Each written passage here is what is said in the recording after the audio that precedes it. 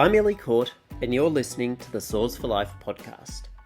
This episode is the second in a series of short conversations with the farmers profiled in our cropping practice guides. Tom Robinson runs Robinson Farms with his wife Cassie near Hoyleton, South Australia. Tom's a sixth-generation farmer, and his parents, Ashley and Kayleen, were some of the first farmers in South Australia to adopt zero-till in the 1990s.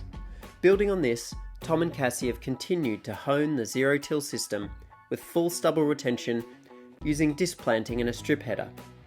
They also moved the farm out of continuous cropping and introduced livestock to complement cropping and build soil health.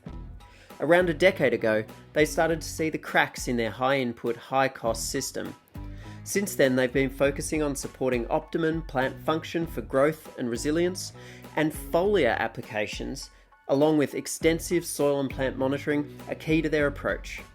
Tom was part of our recent practice guide on foliar applications, and I caught up with him to find out how he goes about implementing this practice. If you enjoy this conversation, the full foliars guide is on our website, soarsforlife.org.au. As always, if you enjoy what you hear, please rate and review this episode wherever you're listening. And now, for my conversation with Tom Robinson. Just let's maybe start by if you could tell me a little bit about yourself and your farm. Yep, so I farm between Balaclava and Clare, a little place called Horbury and Hoyleton.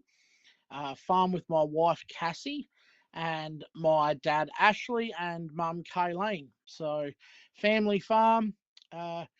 My great-great-grandfather arrived at Hoyleton and cleared scrub in 1870, and we've been here ever since. And what's the size of the property? And if you could just talk a little bit about what your enterprise is. So a mix of purchased,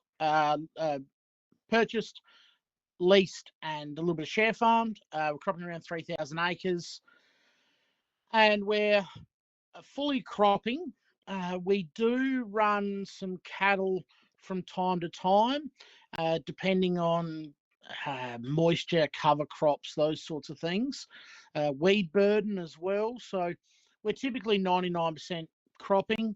But if we've got a troublesome paddock that we're having a few issues with, we'll pull that paddock out of production, put in a cover crop, grow a multi-species cover crop, and then graze it, and then terminate that cover crop not to set any weeds.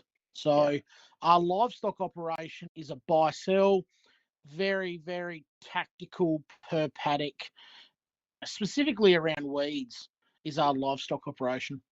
And so you've recently been involved in helping us to develop our practice guide on foliar applications. And, we're very grateful to you for sharing all of your experience with foliars in that guide. So just tell me a little bit about why you first started exploring foliars. I mean, Dad's always been sort of playing around with a bit of that, zinc, main, copper, basic foliar type things. We've all tried all different types of fertilizers. It probably wasn't until we really started doing a lot of soil testing, then tissue testing, and some seed nutrient testing. And then that moved into sap testing when the sap testing became available.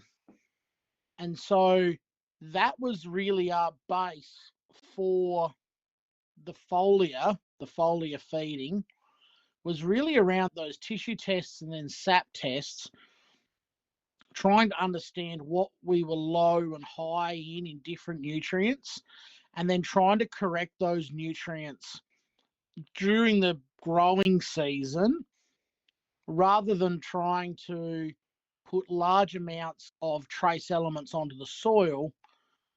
Really, it's around fixing the plant more so than fixing the soil. Yep. And so how, since those early experimentations with some of those things, how has your practice around use of foliars evolved, and where have you gotten to now? So Dad's Dad's basic was really just a bit of zinc, possibly once a year. And that's really changed now to us trying to hit our critical points of influence for every crop. So for wheat, we're trying to hit Zadox 21, Zadox 31. And if the season allows, we're going for a flag leaf spray as well. Lentils, we're finding we're pushing things a little bit earlier. So, when the lentils are say 2 to 3 inches high, we'll go out with our first multi-trace element. And then we're also looking at that pre-flowering, one pre-flowering, then one around pod fill as well. Canola, when canola is sort of that 4 to 6 leaf stage, we'll do our first foliar spray. Then again, either rosette or first flower.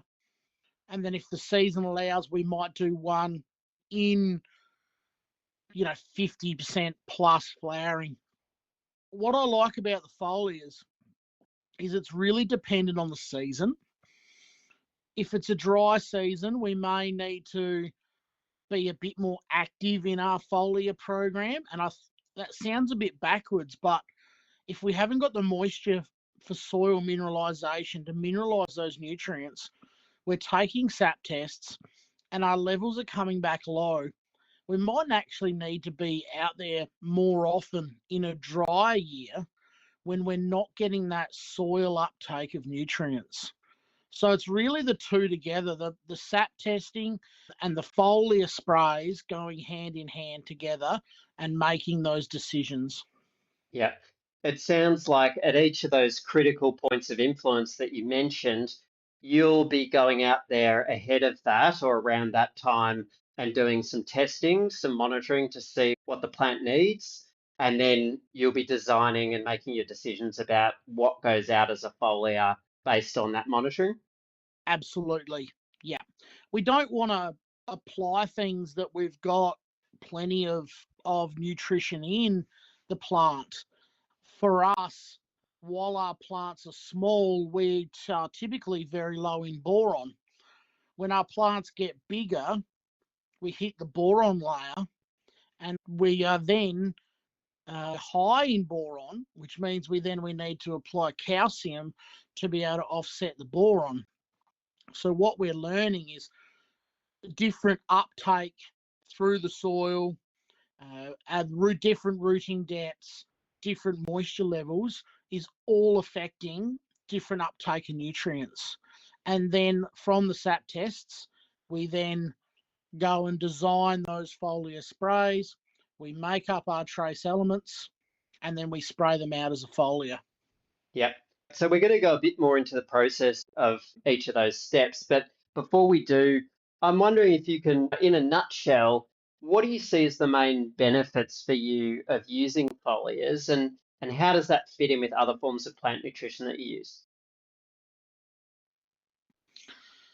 I think the main benefits of the foliars in season is we can correct plant nutrition deficiencies within 2 to 3 weeks with the right products. I think that's probably the best thing about the foliars. If we've got a paddock that for some reason maybe just struggling a little bit for no particular reason, we can go to a sap test, find out what's going on, and apply those nutrients as a foliar spray. So we're correcting issues in crop, in season. And what we're hoping to do then is make that plant as healthy as possible. And if we can make that plant as healthy as possible, hopefully it's resistant to bugs and it's resistant to diseases. And that extra nutrition is going to be going up into the grain for us. That's because we're grain growers, up into the grain. Or if we're going to be grazing a cover crop, the cattle are then grazing that cover crop and the nutrition going into the cattle. Then hopefully we're getting better cattle weight gains, but we're also getting better grain quality and we're also getting better grain weights as well. We're just trying to make the whole plant healthier to get better results. Yeah. And what changes have you seen? I mean, you've been at this for a while now. What changes have you seen in the crops and on the farm as a whole as a result of bringing foliars more into the practice and refining how you do that? We have seen higher grain weights. The grain we do keep ourselves and sow the next year, we're seeing really good germination rates. So there's a benefit there of spraying foliar nutrition on where we're going to keep our own seed for our own use. We've been able to reduce our pesticide and fungicide use. We're definitely not a nil farm. We do still use them if we have to. We had a situation last year with some canola. It was on a magnesium deficient paddock. I know historically it's deficient in magnesium. We had low levels of red-legged earth mite on canola, and we went out with a magnesium a trace element spray and was able to pick that canola crop up and make it healthier. And the red-legged earth mite didn't seem to have the effect on it. So in that situation, we didn't have to go back with an insecticide. We're just trying to make those plants as healthy as possible to try not to use as much pesticides and fungicides.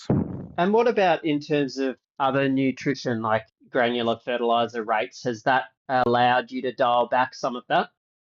We have dialed back on some of those, absolutely. We still do use some starter fertilizer. Some nutrition is easier to put down as a granule. Phosphorus, sulfur is two of those. And we still do spread a bit of sulfate of ammonia and urea as needed. We also dissolve urea and put that out as a foliar.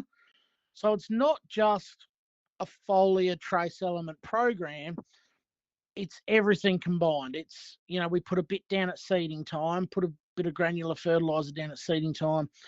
We do a spread early of fertilizer, and then we combine that with the foliar trace element program. Yeah. And like so many of these things, I mean, it's not a silver bullet, right? You're not picking up foliars and dropping the granular fertilizer. It's part of the puzzle, not some sort of a silver bullet solution. Absolutely correct. And it comes down to price comparison as well. And like I said, it's easier to put a bit of phosphorus down the slot, where foliar phosphorus can be expensive and can be hard to get into the plant as well. So just depends on what element you're wanting to apply and the cost around applying it and effective uptake. Yeah. And to that point, what are the financials around this? Has this led to cost savings? Are you about the same? What we're probably finding is we're spending less money on phosphorus and nitrogen, but we're spending that money on other things, magnesium, molybdenum, boron, calcium, all the other trace elements. We're also playing with things like nickel as well in our dissolved urea. So we're not really saving money by switching personally on our farm. We're just changing how we spend that dollar. Yeah. Yeah. And presumably the hypothesis is that over time, that will translate into improved soil health that will hopefully translate into financial savings or potentially better resilience to certain conditions. That's the hope. Absolutely. So let's get stuck into the nuts and bolts. I know that you make your own mixes to be applied as a foliar spray. Could you just walk through the process and talk through what are the essential steps and considerations from beginning to end? So we make a lot of our own trace elements. So we purchase the raw sulfate products and then we dissolve them ourselves. There's lots of great companies out there that make these products, and you can buy them off the shelf and use them.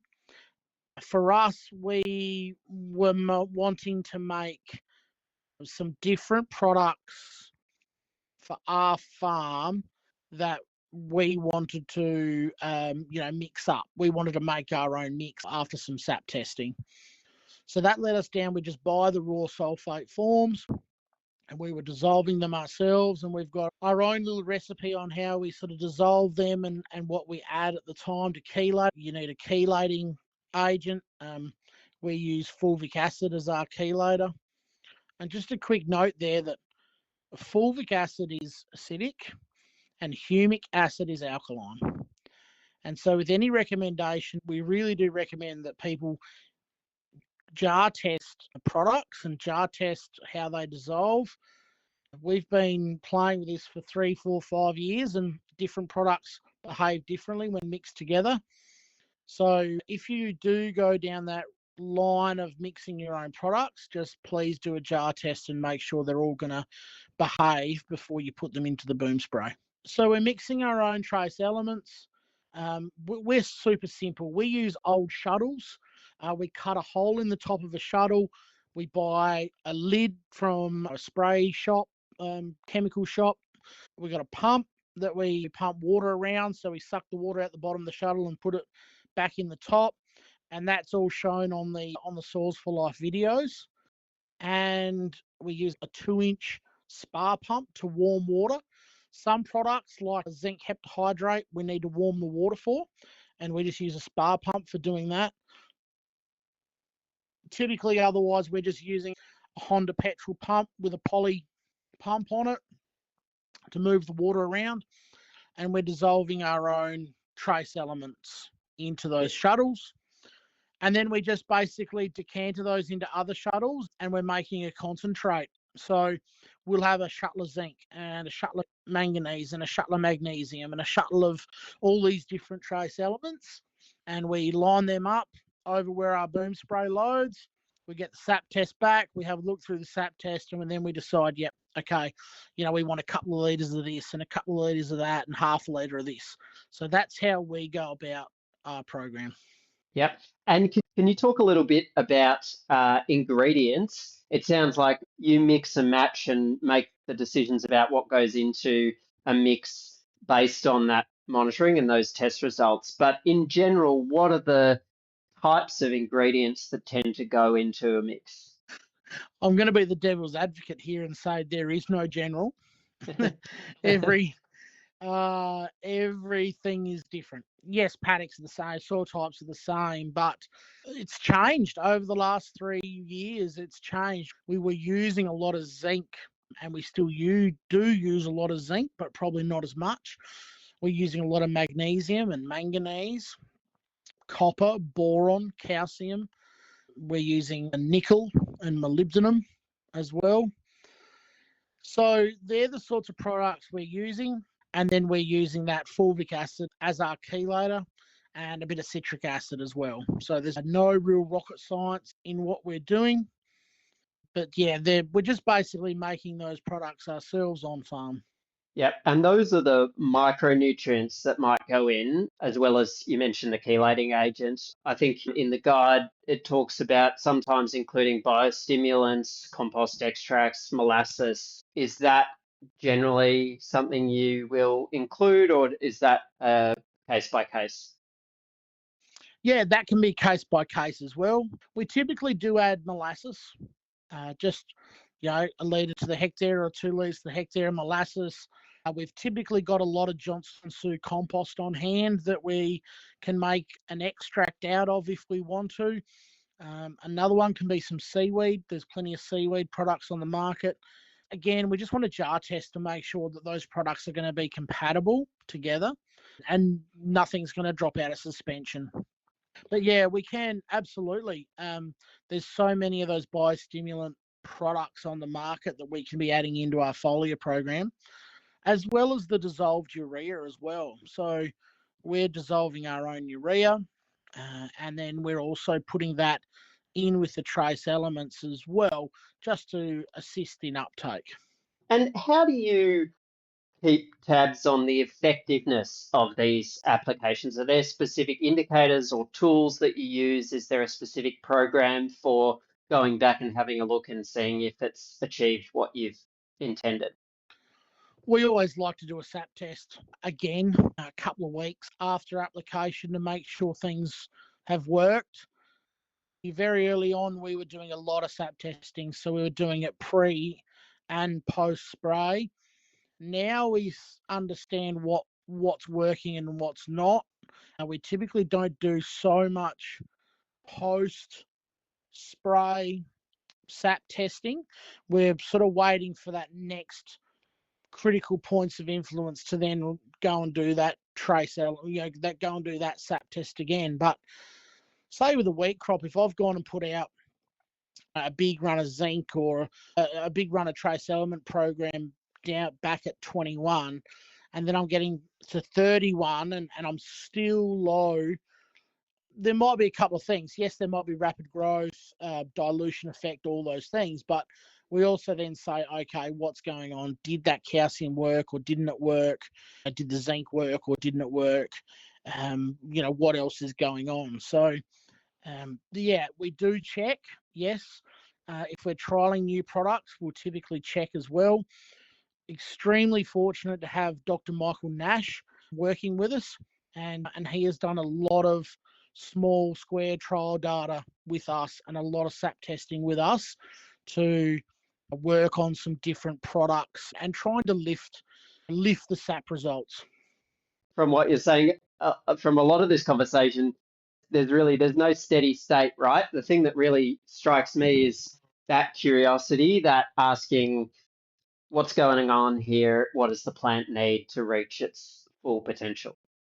Absolutely. Yep, there's no size fits all.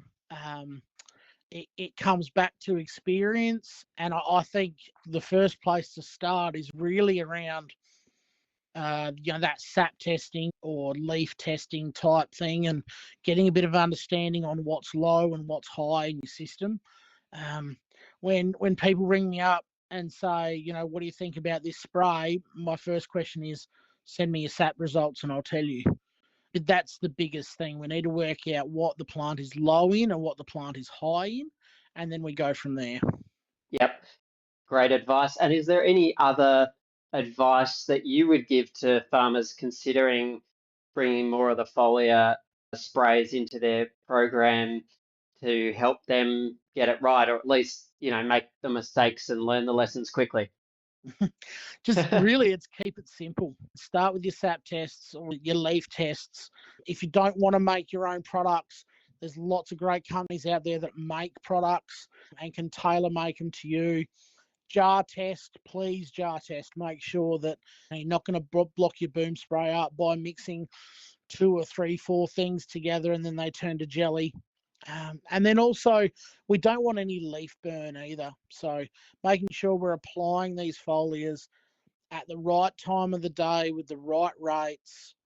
We don't want too colder conditions. We don't want too hotter conditions. When it's good time to be spraying herbicide, it's typically a good time to be spraying foliars as well. Because if we're going to spend the money on a foliar trace element, we really want the plant to take it up and make use of it. So good spray conditions and good water. Making sure we've got good quality spray water is a massive thing. Even for our herbicides, we should be checking our water quality more often. And I just keep coming back to please jar test everything. Yeah, and there is a great video showing how you do your jar testing on the Source for Life website as part of this practice guide. And yeah, it's not rocket science, it's straightforward, just need to do it. Yeah. And so just my last question is, how do foliars fit into your broader strategy for building soil health on the farm? And are there other important complementary practices that you've adopted? Like the saying of healthy plants make healthy soils. And so that's one thing we've really tried to take on board. So yeah, just try to make that plant as healthy as possible. But it's the whole package. It's the 24 or 5 years of zero till. It's, we've been doing controlled traffic since 2010. It's all those things, stub retention for looking after soil. When we do have cattle, we're trying to manage the cattle as best as we can with rotational grazing. Yeah, it's not just the foliar program. it's everything else as well. And you mentioned before about a jigsaw puzzle, and that's, our farm is just one big jigsaw puzzle, and it's up to us on how all those parts fit together. And a foliar program is just one piece of the jigsaw puzzle. Yeah, very well said. Well, Tom, thanks again for sharing on the podcast today and for sharing so generously all of your experience through that practice guide. Really appreciate it, and I'm really looking forward to getting this out there into more people's ears. Thank you very much. This short episode of the Soils for Life podcast was hosted by me, Ellie Court, and produced by Chris Wiffering. If you enjoyed this episode, please rate it and share through your networks. You can find the full practice guide on foliars that Tom's profiled in at soilsforlife.org.au, and while you're there, check out our other guides on cropping practices that build soil health and drought resilience. We'll be bringing you more of these mini podcasts over the coming months, so hit subscribe and look out for them in your feed. Thanks for listening.